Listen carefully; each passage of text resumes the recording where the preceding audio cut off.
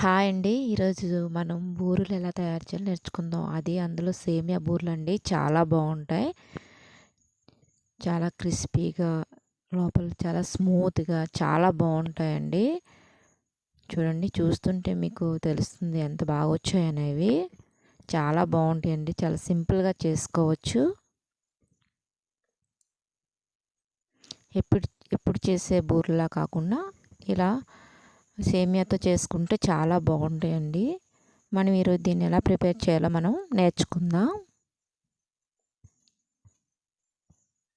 ముందుగా మిక్సీ గిన్నె తీసుకొని చిన్నగా కట్ చేసిన కొబ్బరి ముక్కలు వేసుకొని మిక్సీ పట్టుకుందామండి. మెత్తగా మిక్సీ పట్టుకుందామండి.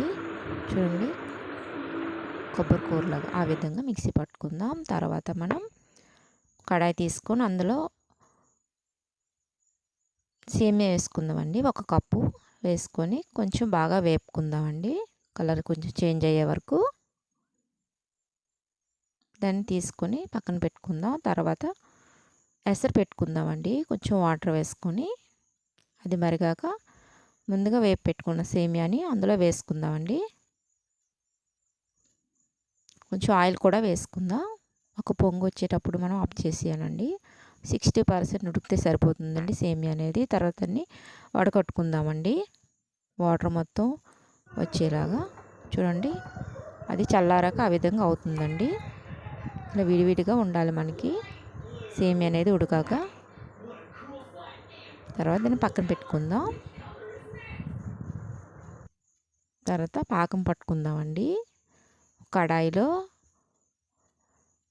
ఒక పంచదార తీసుకున్నానండి. అందులో కొంచెం వాటర్ వేసుకున్నాను. వేసుకొని బాగా కలుపుకుందామండి.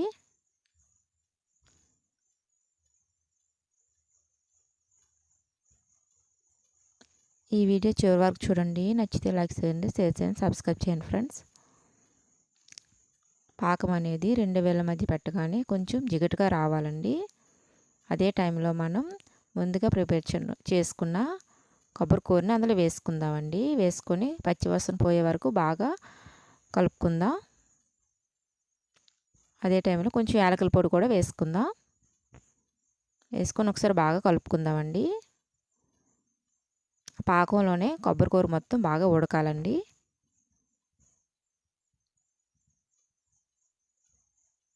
చూడండి, ఆ విధంగా బాగా దగ్గర పడింది కదండి.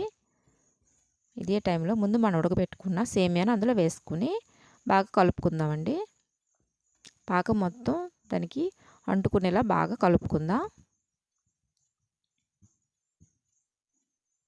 కొంచెం చిక్కగా అయ్యేటట్టు చూసుకోవాలండి. పలుచగా ఉండకూడదు, ఉండవద్దు. చూడండి, ఆ విధంగా బాగా కలుపుకొని చల్లారి పెట్టుకోవాలండి. తర్వాత ఒక పావు కప్పు పంచదార తీసుకొని కొంచెం వాటర్ వేసుకొని బాగా కరగనిద్దామండి పంచదార అనేది. తర్వాత ఒక గిన్నెలో కప్పుడు గోధుమ పిండి తీసుకున్నానండి. అందులో బేకింగ్ సోడా వేసుకొని బాగా కలుపుకున్నాను. తర్వాత కొంచెం వాటర్ వేసుకొని ముందు మనం కరగబెట్టుకున్నాం కదండి పంచదార వాటర్, అది వేసుకుందామండి. తర్వాత వాటర్ వేసుకుందాం. వేసుకొని బాగా కలుపుకుందామండి. ఆ విధంగా బాగా కలుపుకుందాం.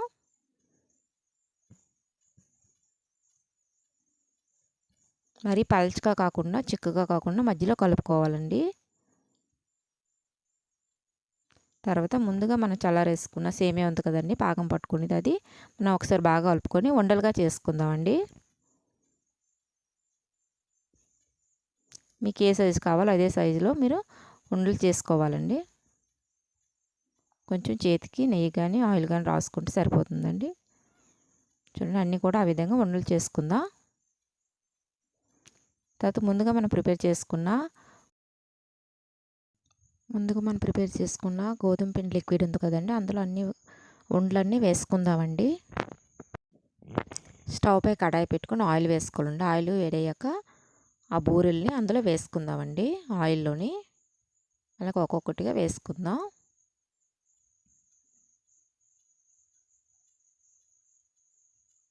మా ఛానల్ సబ్స్క్రైబ్ చేసుకున్నందుకు చాలా థ్యాంక్ యూ అండి.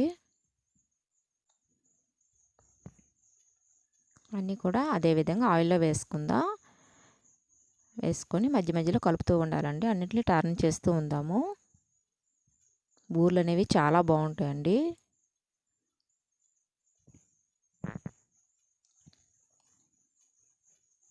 అన్నీ కూడా అదే విధంగా టర్న్ చేస్తూ ఉందాము కలర్ చేంజ్ అయ్యే వరకు.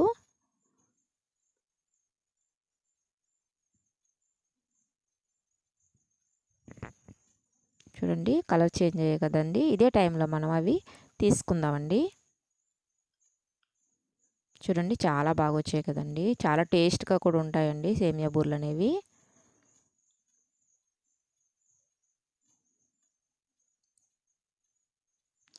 మీరు కూడా ట్రై చేయండి, చాలా బాగుంటాయండి.